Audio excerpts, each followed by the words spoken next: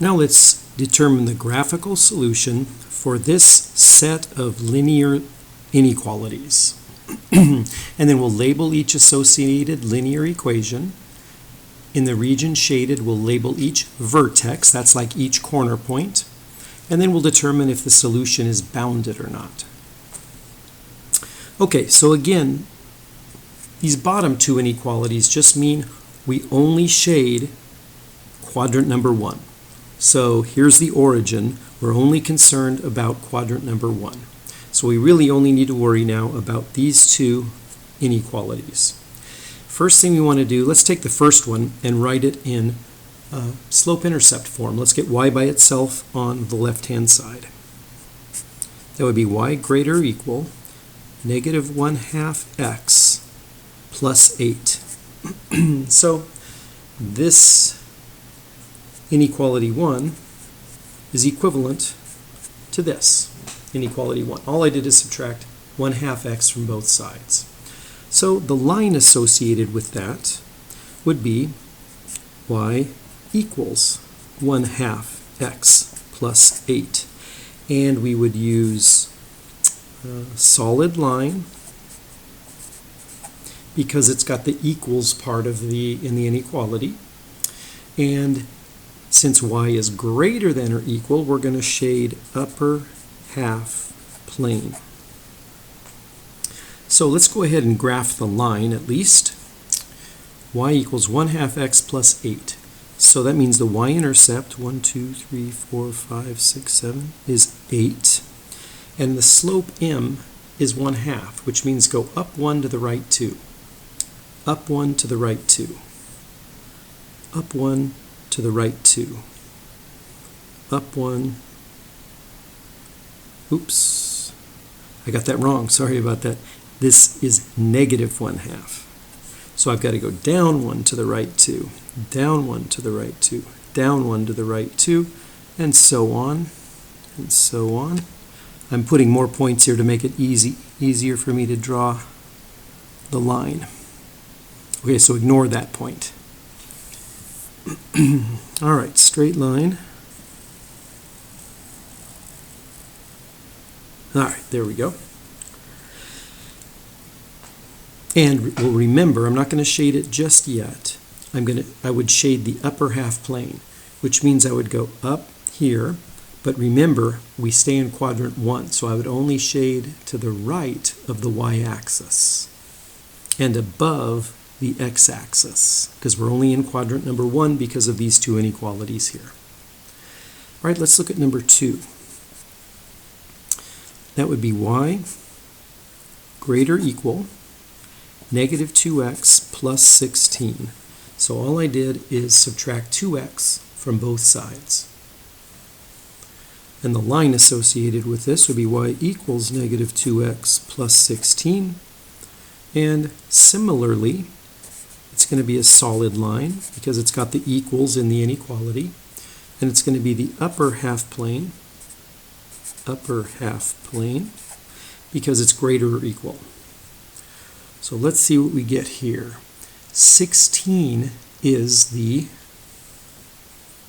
y-intercept. This is 8, 9, 10, 11, 12, 13, 14, 15, 16.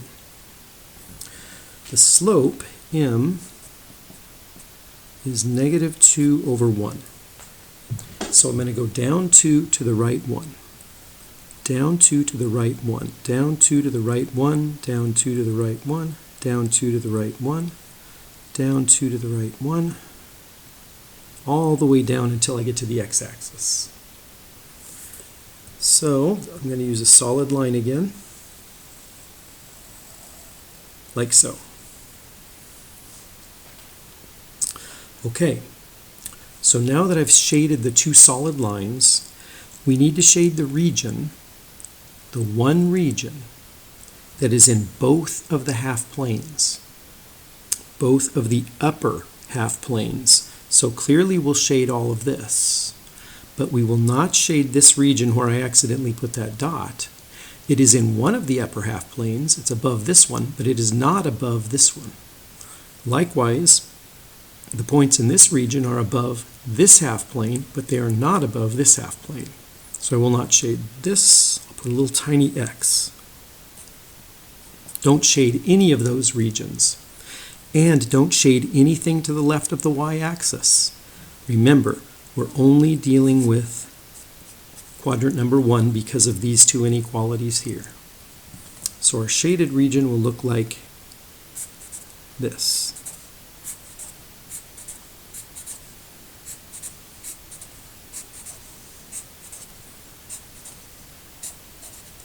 And don't shade anything below the x-axis.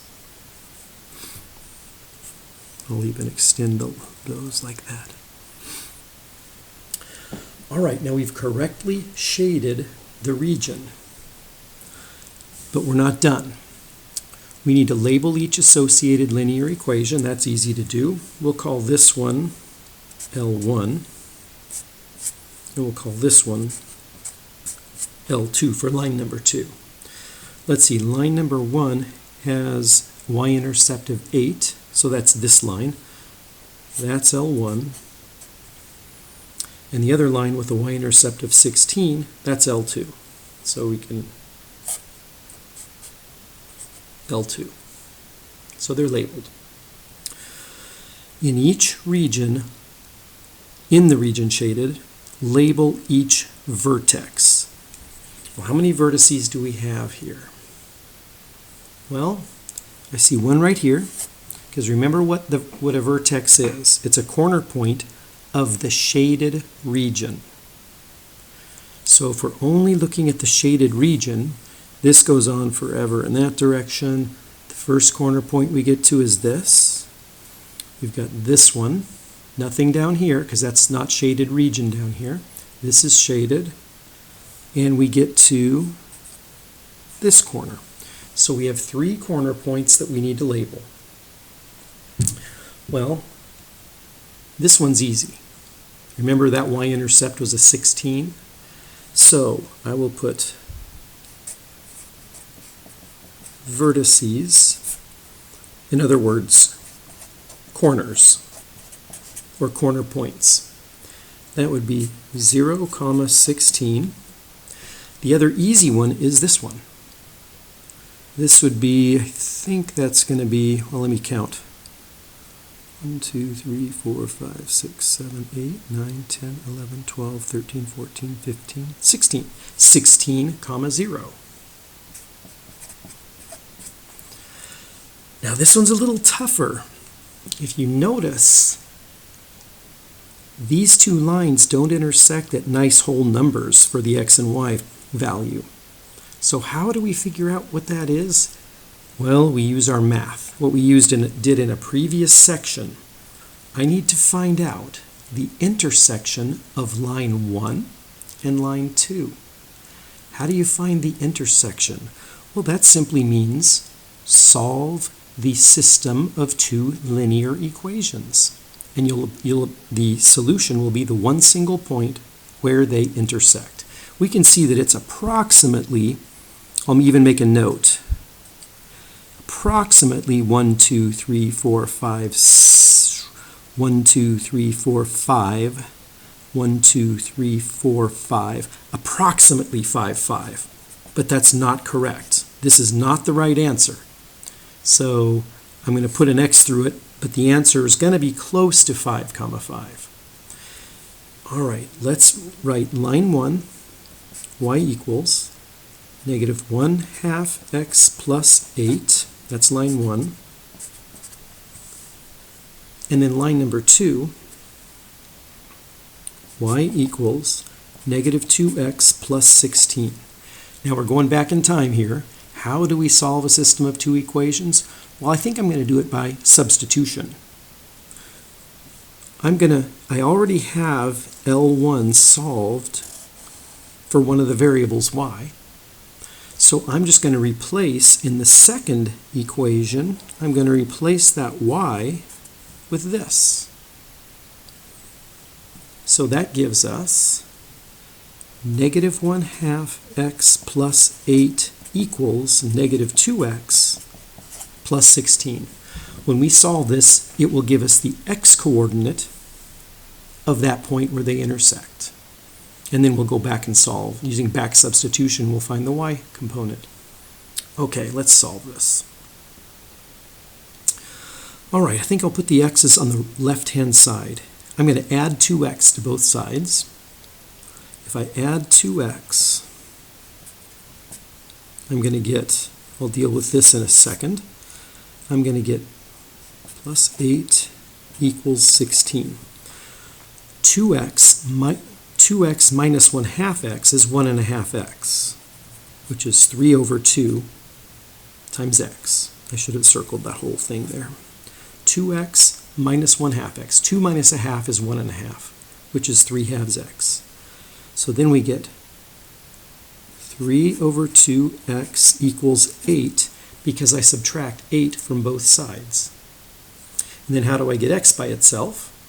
Well, to get the coefficient of 3 over 2 out of there, I want it to be a 1. I have to multiply by the reciprocal, 2/3, both sides. 2/3 times 3/2 is 1, so we just get x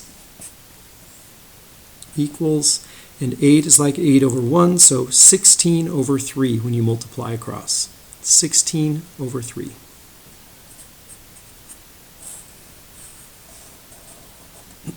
Okay, so that's the x value. I can go ahead and write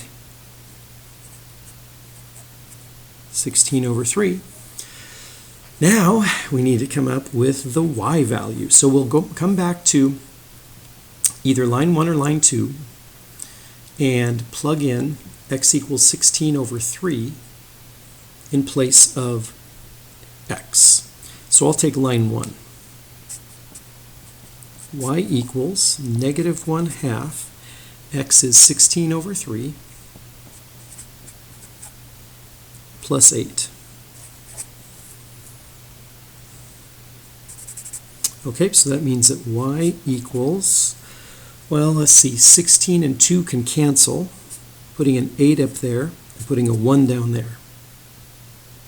So we have negative 8 over thirds, negative 8 over 3, plus 8.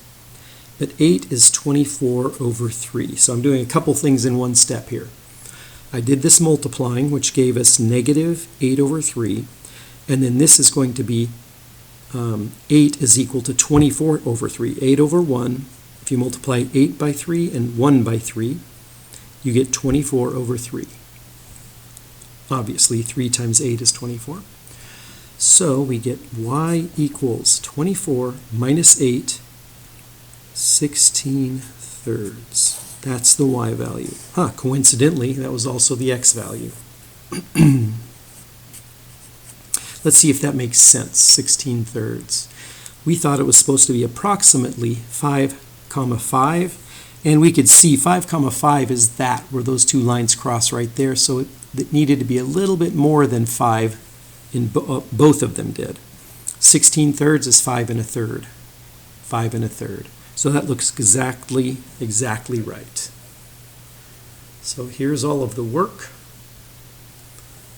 And here is the shaded region.